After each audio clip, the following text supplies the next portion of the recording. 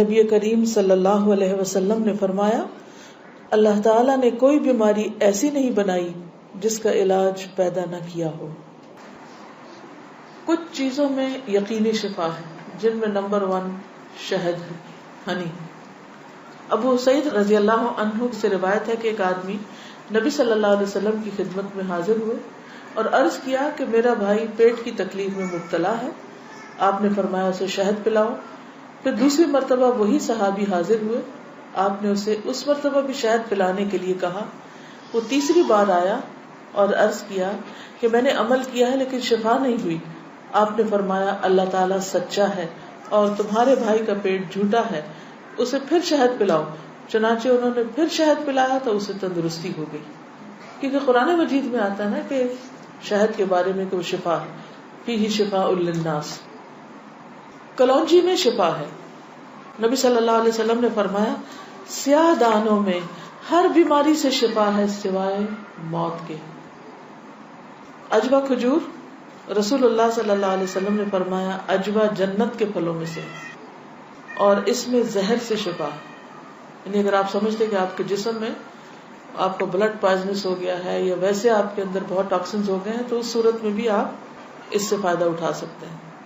نبی صلی اللہ علیہ وسلم نے فرمایا جو شخص روزانہ چند عجوہ کھجوریں کھا لیا کرے اسے اس دن رات تک زہر اور جادو نقصان نہیں پہنچا سکیں گے۔ بعض جگہ 7 کھجوروں کا ذکر ہے اور بعض اس میں چند دانوں کا ذکر ہے، تو اگر افورڈ کر سکے تو ایک دانہ ہی روز کھا لیں، 3 کھا لیں، 5 کھا لیں، 7 کھا لیں۔ لیکن یہ ہے کہ ایسے شخص کو اگر کوئی زہر بھی دے یا اس کو کوئی جادو کی کوشش کرے تو اثر نہیں ہوگا۔ اسی طرح برنی کھجور کی قسم ہے، رسول اللہ صلی اللہ علیہ وسلم نے فرمایا سب سے بہترین کھجور برنی ہے، وہ بیماری کو دور کرتی ہے اور خود اس میں کوئی بیماری نہیں ہے، یعنی شفا کا ذریعہ ہے۔ پھر زمزم، ابو جمرہ کہتے ہیں کہ میں ابن عباس رضی اللہ عنہ سے لوگوں کے بے قابو ہجوم کو دور رکھتا تھا۔ ابن عباس ایک اسکالر تھے، مفسر قرآن، تو لوگ ہجوم کر دیتے تھے ان پر، لیکن کچھ عرصہ نہ جا سکا۔ بعد میں جب حاضر ہوا تو ابن عباس نے مجھ سے اتنے دن نہ آنے کی وجہ پوچھی، میں نے عرض کیا کہ مجھے بخار ہو گیا تھا۔ ابن عباس کہنے لگے کہ رسول اللہ صلی اللہ علیہ وسلم نے فرمایا بخار جہنم کی گرمی کے اثر سے ہوتا ہے، اس لیے اسے آب زمزم سے ٹھنڈا کیا کرو، یعنی بخار کے مریض کو آب زمزم پلائیں بھی، ماتھے پہ پٹیاں بھی کریں، چھڑکاؤ بھی کریں، کسی بھی طریقے سے اس کو ٹھنڈا کریں زمزم کے ساتھ۔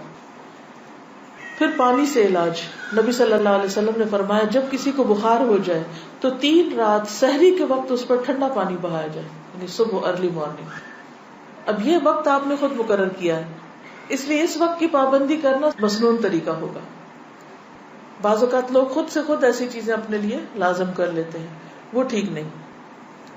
پھر ہے گائے کا دودھ، عبداللہ سے روایت ہے کہ رسول اللہ صلی اللہ علیہ وسلم نے فرمایا اللہ تعالیٰ نے بڑھاپے کے علاوہ ہر بیماری کا علاج نازل کیا ہے، گائے کا دودھ لازمی طور پر استعمال کیا کرو کیونکہ یہ ہر قسم کا درخت چرتی ہے، یعنی جو جانور مختلف درخت چرتے ہیں پھر ان کے دودھ کے اندر اس کا اثر آ جاتا ہے، وہ ایک طرح سے ان کے دودھ میں بہت ساری میڈیسنز خود بخود شامل ہو جاتی ہیں۔ حجامہ کے ذریعے علاج، ابن عباس بیان کرتے ہیں نبی صلی اللہ علیہ وسلم نے فرمایا بہترین دن جس میں تمہیں سینگی لگوانی چاہیے وہ چاند کا 17واں، 19واں اور 21واں دن ہے۔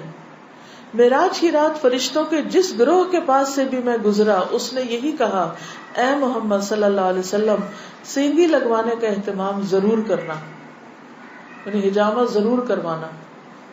فرشتوں کی ہر جماعت نے آپ کو یہی مشورہ دیا۔ انس رضی اللہ عنہ کہتے ہیں کہ رسول اللہ صلی اللہ علیہ وسلم نے فرمایا جب تم میں سے کسی کا خون بھڑکنے لگے، یعنی بلڈ پریشر ہو جائے، بی پی ہائی ہو جائے، تو وہ سینگی لگوائے، کیونکہ خون کے جوش مارنے سے آدمی کی موت واقع ہو سکتی ہے، یعنی بعض اوقات بی پی کے ہائی ہونے سے انسان مر سکتا ہے۔ پھر کھمبی کے پانی میں شفا ہے، کھمبی جو من کی ایک قسم ہے جس کو یہ کہتے ہیں مشروم، اور اس کا پانی آنکھ کی دوا ہے۔ عود ہندی میں شفا ہے، ام قیس سے مروی ہے کہ میں اپنے ایک لڑکے کو لے کر حضور صلی اللہ علیہ وسلم کی خدمت میں حاضر ہوئی، میں نے اس کی ناک میں بتی ڈالی تھی، اس کا حلق دبایا تھا، چونکہ اس کو گلے کی بیماری ہو گئی تھی. آپ نے فرمایا تم اپنے بچوں کو انگلی سے حلق دبا کر کیوں تکلیف دیتی ہو؟ یہ عود ہندی لو، اس میں 7 بیماریوں کی شفا ہے. ان میں سے ایک ذات الجنب، پسلی کا برم یعنی کہ نمونیا. اگر حلق کی بیماری ہو تو اس کو ناک میں ڈالو، اگر ذات الجنب ہو تو حلق میں ڈالو. یعنی بعض چیزیں ناک کے راستے بھی ٹپکائی جا سکتی، بعض گلے میں ڈالی جا سکتی. جنگلی بکری کے گوشت میں شفا، ہنٹنگ کا جو گوشت ہے نا. انس بن مالک سے روایت ہے کہ رسول اللہ صلی اللہ علیہ وسلم نے فرمایا ارق النساء سے شفا حاصل کرنے کے لیے جنگلی بکری کے ران کے اوپر والے کمر سے متصل حصے کو پگھلایا جائے، پھر اسے 3 حصوں میں تقسیم کیا جائے اور مریض نہار منہ 3 دن یعنی ہر روز ایک حصہ پیے. یعنی اس کو سوپ بنایا جائے، پگھلایا جیسے مراد یہ کہ اس کو بالکل اس کو ملیدہ بنا لیا جائے. کون سے حصے کو؟ ران کے اوپر کے حصے کو. تلبینہ، عائشہ رضی اللہ تعالی عنہا بیمار کے لیے اور میت کے سوگواروں کے لیے تلبینہ پکانے کا حکم دیتی تھی اور فرماتی تھی کہ میں نے رسول اللہ صلی اللہ علیہ وسلم سے سنا ہے کہ تلبینہ مریض کے دل کو سکون پہنچاتا ہے اور غم کو دور کرتا ہے. مہندی، سلمہ ام رافع جو رسول اللہ صلی اللہ علیہ وسلم کی آزاد کردہ باندی ہیں فرماتی ہیں کہ نبی صلی اللہ علیہ وسلم کو زخم ہوتا یا کانٹا چبھتا تو آپ اس جگہ مہندی لگاتے. اور آخری بات یہ کہ پرہیز علاج سے بہتر ہے. ام المنذر بنت قیس انصاریہ کہتی ہیں کہ رسول اللہ صلی اللہ علیہ وسلم میرے پاس آئے، آپ کے ساتھ علی رضی اللہ عنہ بھی تھے جو ابھی ابھی بیماری سے صحت یاب ہوئے تھے. کچھ نیم پختہ کھجوریں جو پک گئی تھی لٹکی ہوئی تھی.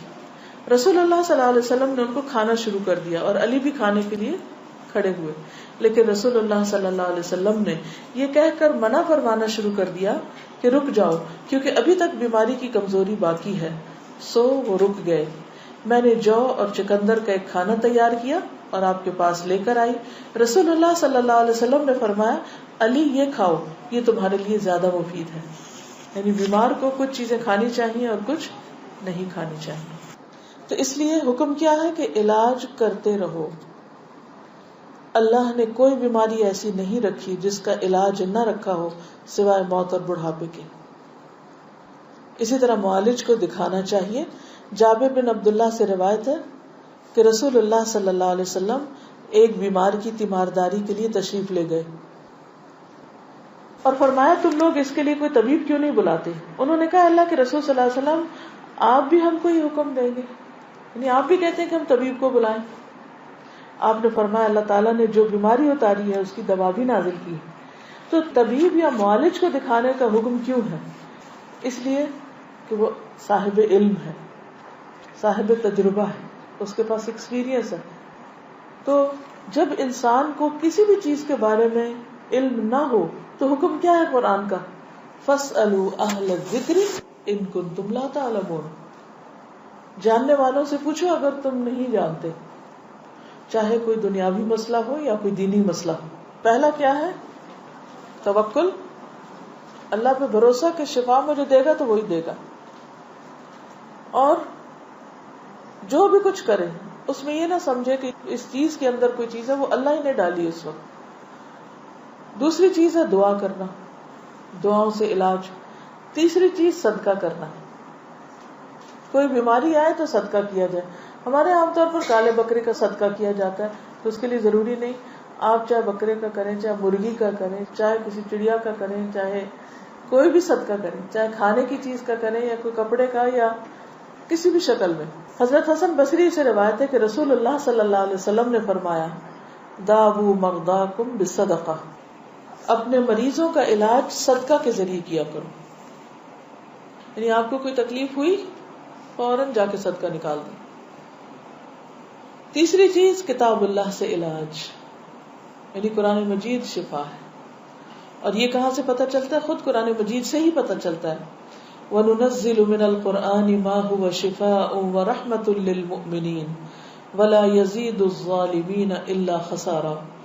اور ہم قرآن میں جو کچھ نازل کرتے ہیں وہ مومنوں کے لیے تو شفا ہے اور رحمت ہے، مگر ظالموں کے خسارے میں ہی اضافہ کرتا ہے. تو قرآن مجید میں جو کچھ ہے وہ سارے کا سارا شفا ہے. لیکن یہ جو کسی پہ خود سے پابندی خود ساختہ لگا دینی ہے نا کہ 300 بار پڑھو یا 1000 بار پڑھو یا رات کے وقت پڑھو یا صبح کے وقت پڑھو یا عشاء کے بعد پڑھو، وہ بعض اوقات لوگوں کو بلا وجہ کی مشقت میں مبتلا کرنا ہوتا ہے.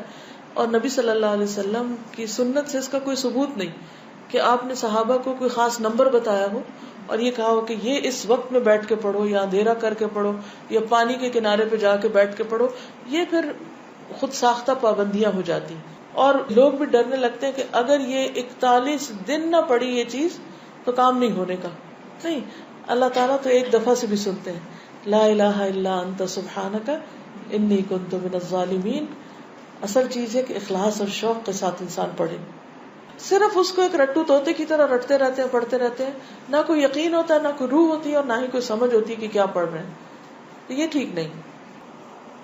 اسی طرح غیر شرعی علاج سے بھی پرہیز کرنا چاہیے. قیس بن سکن اسدی کہتے ہیں کہ عبداللہ بن مسعود نے اپنی بیوی کو دیکھا کہ اس نے خسرے کی بیماری کی وجہ سے تعویذ پہنا ہوا تھا. خسرہ کی بیماری معلوم ہے، جو سارے جسم کے اوپر وہ دانے آ جاتے ہیں. آپ نے اسے سختی سے کاٹا اور کہا کہ عبداللہ کی آل شرک سے بیزار ہے. ہم نے رسول اللہ صلی اللہ علیہ وسلم سے یہ بات بھی یاد کی ہے کہ بلا شبہ جھاڑ پھونک، تعویذ اور محبت کا جادو شرک ہے. یعنی کسی کو مسخر کرنے کے لیے جادو کرنا، کوئی ایسے ٹوٹکے کرنا، وہ بھی شرک میں آتا ہے. یعنی بعض خواتین ہوتی ہیں نا، وہ اپنے شوہر کا دل جیتنے کے لیے بابوں کے پاس چلی جاتی ہیں، وہاں سے کچھ عملیات کرواتی ہیں، تو یہ شرک میں آ جاتا ہے. اسی طرح کوئی چیز باندھ کے اسے گلے میں لٹکا لینا، یہ بھی درست نہیں. اس کو پڑھنا چاہیے. اور شرک یا دم جو ہے یہ سب کچھ پھر شرک میں شامل ہو جاتا ہے. اسی طرح حرام ادویات بھی منع ہے. نبی صلی اللہ علیہ وسلم نے حرام ادویات کے استعمال سے منع فرمایا ہے. ابو ہریرہ سے روایت ہے، سنن نبی داؤد. آپ نے فرمایا جس نے حرام چیز کے ساتھ علاج کیا اللہ تعالیٰ اس کے لیے اس میں شفا نہیں رکھے گا. یعنی حرام شفا نہیں دیتا، وہ مزید کسی بیماری کو بڑھانے کا ذریعہ بن جاتا ہے. آج کل آپ دیکھیں کہ کتنا زیادہ سائیڈ ایفیکٹس کے بارے میں آپ سنتے ہیں. تو بعض اوقات ایسی دوائیاں جو ایک مرض کو بظاہر کیور کرتی ہیں، وہ اپنے ٹاکسنز اور جگہوں پر اتنے زیادہ پیدا کر دیتی ہیں کہ جس سے ایک مرض جاتا ہے تو ایک اور نکل آتا ہے، وہ مکمل شفا نہیں ہوتی. الکوہل سے علاج کرنا منع ہے. بعض لوگ کھانسی وانسی میں وہ دیتے ہیں نا برانڈی، اور کہتے ہیں بس ایک چمچہ بچے کو پلا دو تو ٹھیک ہو جائے گا. چاہے اس سے وہ ٹھیک ہو بظاہر، لیکن وہ مزید مرض پیدا کرنے والی ہے. وہ شفا کا ذریعہ نہیں بلکہ بیماری ہے. نبی صلی اللہ علیہ وسلم نے جو فرمایا کہ 3 چیزوں میں شفا ہے. اس میں ایک شربت اصل، شہد پینا، اور دوسرا شرطت محجم، یعنی اس کے کٹ میں وہ جو حجامہ والا کٹ لگاتا ہے، اور تیسرا داغنا. تو میں تمہیں داغنے سے منع کرتا ہوں. 2 طریقے ٹھیک ہے، شربت اصل ٹھیک ہے، شرطت محجم ٹھیک ہے، لیکن داغنا ٹھیک نہیں.